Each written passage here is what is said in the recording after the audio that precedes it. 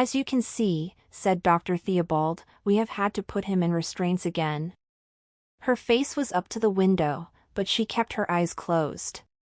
She could not bear to look. She knew what she would see. Her precious son. The one that she had held to her breast and nurtured was insane. I want to discuss with you a therapy, said Dr. Theobald. It is a long shot, but with your consent we could try something. She was shaking. She hated this place. She avoided it and felt guilty for that. She had abandoned her son. Daryl's problem is his multiple personalities, said Dr. Theobald. There are 3 sides to him. I suspect they are modeled on his experiences. This person is Rillo, who is extremely violent. I wonder if he might be modeled on your late husband. I understand that he had issues with mental health too, and with violence. Yes, she said. He died a violent death. I don't want to see Daryl go the same way. She walked with him down the corridor, away from her child. He continued, the origins of the character Dar are more difficult to ascertain, but in many ways, he is even more dangerous. He is cold and calculating. He is likely to conceal his motives. My staff are in more danger with him than with Rillo. He pushed the door to the interview room open and motioned her to sit. And then there is Debbie, he said. I suspect that she is inspired by you. She is gentle and caring. While she is the dominant personality, my staff find your son not only tolerable, but pleasant and helpful. That's nice, she said, still in the state of shock that existed every moment she was in this place. Periods as Debbie can last for hours, but they are dispelled the moment that the myth is dispelled. She is about to sit on the toilet and comes to the realization that there is a penis in her hand and she is Debbie no longer. He picked up her son's file. It was thick with reports. She stared at him blankly, but with the pleasant half-smile that face fell to naturally. Dr. Theobald recognized the expression. Debbie had the same look. He said, I want Debbie to stay, so I am going to suggest some surgical adjustments to your son. Nothing permanent. This is experimental. I just want to conceal his genitals so that his body is more recognizable as Debbie. If we keep him as Debbie, he would be more manageable, and there may even be the hope of him living a close to normal life in what is the most agreeable personality. She looked at him with a slightly confused look. Do you understand what I am suggesting? Said Dr. Theobald. You want my son to become a woman? She asked. Is that possible? Well, medically no, he said. There is gender reassignment surgery, of course, but I am not suggesting that. Just the concealment of his male gender. His testicles would be pushed up and his penis stitched back so that he looked female down there, and he would toilet as a woman would. His penis would not be there to trigger his return to either of these highly destructive male personalities. Will it work? She asked. To be honest, I don't know, he said. But if you will sign the consent, we will try it. Honestly, short of keeping your son in a stupor, we have few treatments available. This is radical, but if it works, we have a person who can function in society, but as a woman, not a man. I have the papers right here. It was a month before she went back to the hospital.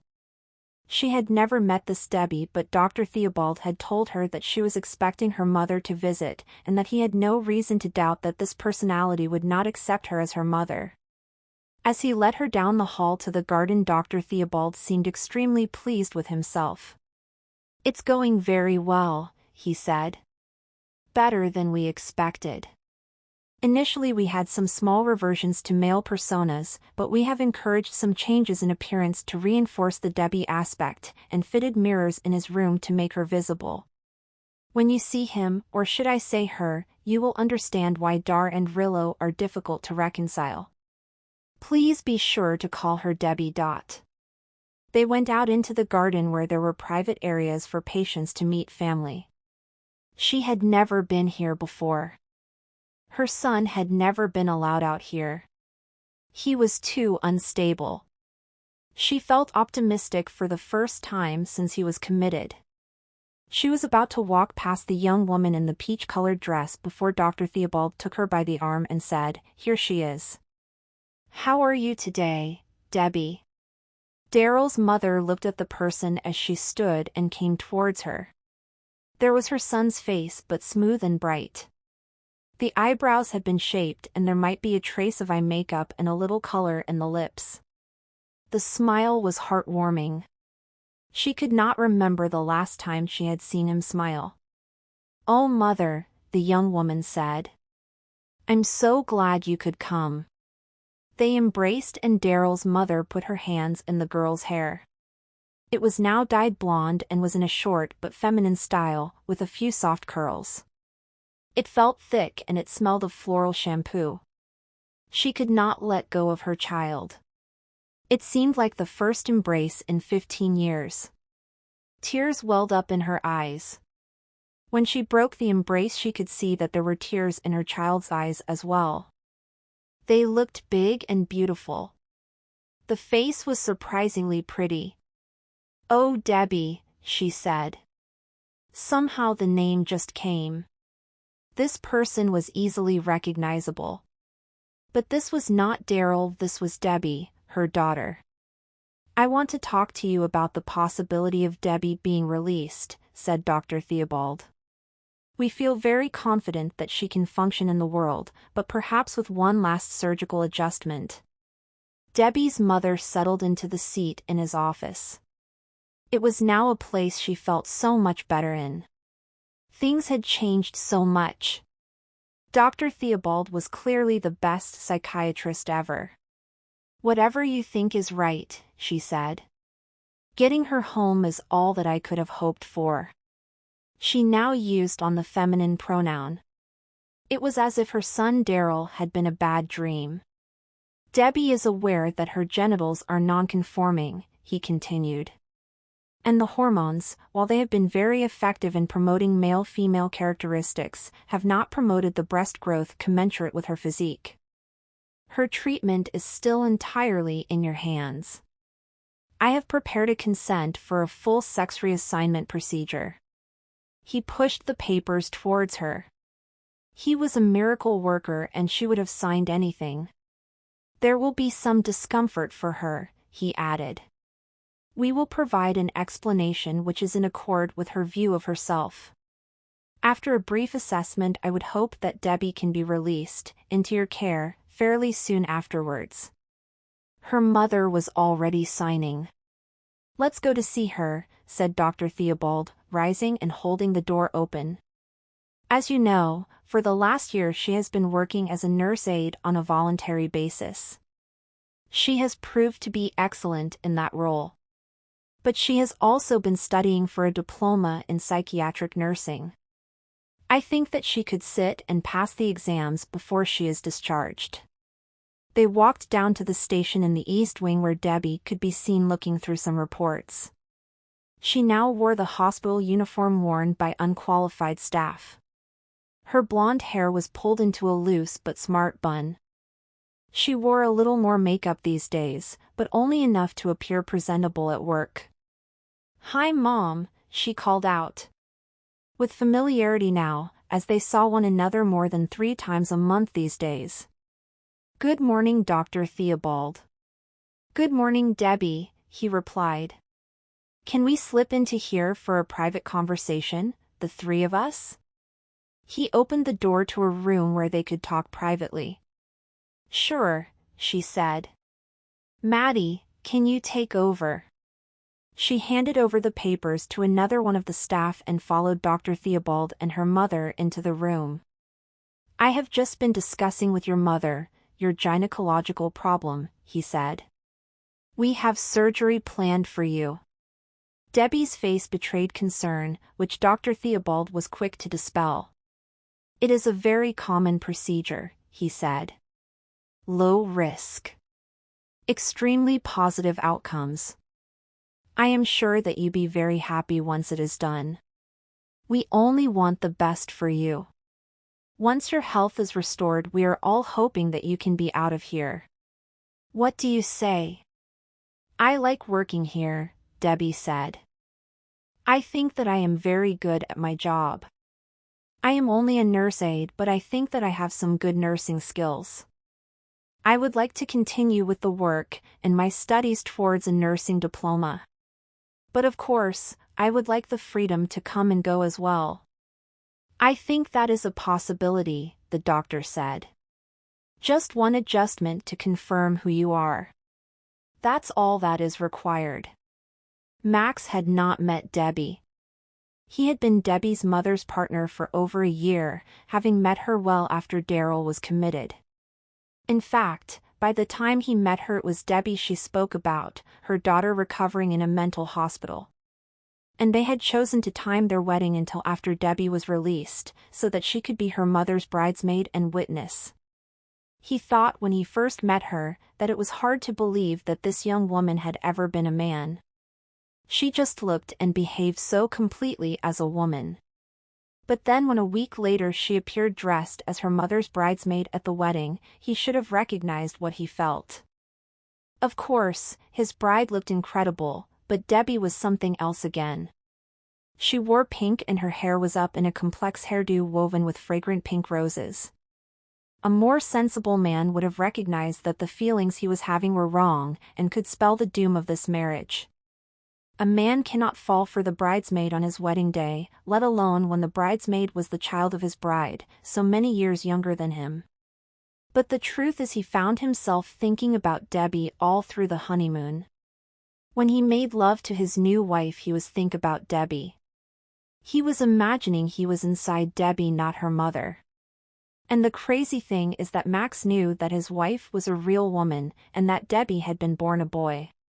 He was aware that she had gone through a sex change surgical procedure recently, but it did not change the fact hers was a male body modified to appear female. Was it the fact that Debbie was different this way that was the source of his fascination? Was this his first gay experience? He wanted to shake it off. He wanted to be a good husband. These thoughts were wrong in so many ways. But the truth is that it was only weeks after the wedding that he found himself alone with Debbie and he is gagging to have sex with her. Only a few more weeks after that those desires were realized. He was in her room, thrusting into her lubricated artificial vagina.